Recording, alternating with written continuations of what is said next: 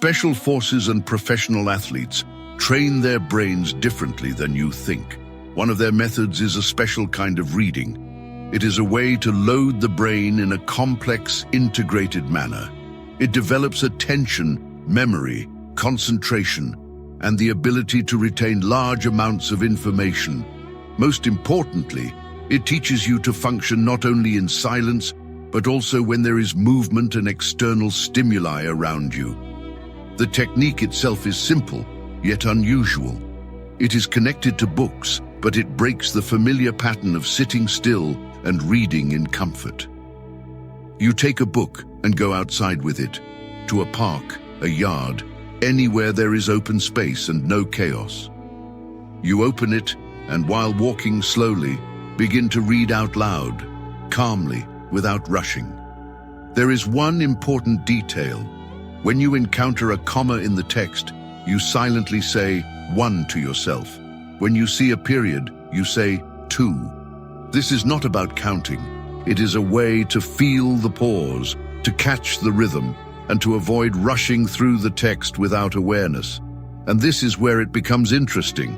You are moving, reading, speaking out loud, following the text, and at the same time your brain is monitoring the space around you, where you are walking, what is happening nearby, how your balance is working.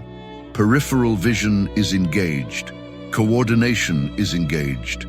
Breathing becomes deeper. The body works as a single system rather than in fragments. This is no longer passive reading. You are not simply consuming information. You are living through it with your body and your voice. And the brain is forced to stay present, because otherwise it simply cannot handle that level of load. That is why this method works.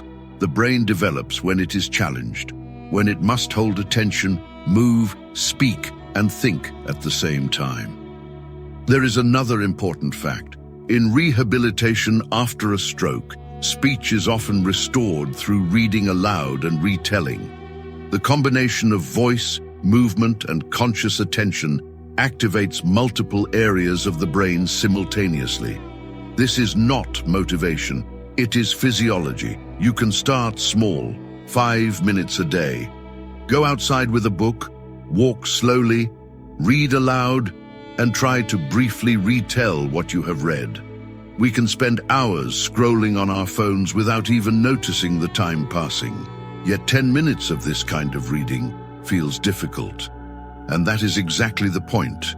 Growth begins where load appears. Try it for at least a week, and you will feel the difference, not in theory, but in how your attention, your voice, and your thinking actually work.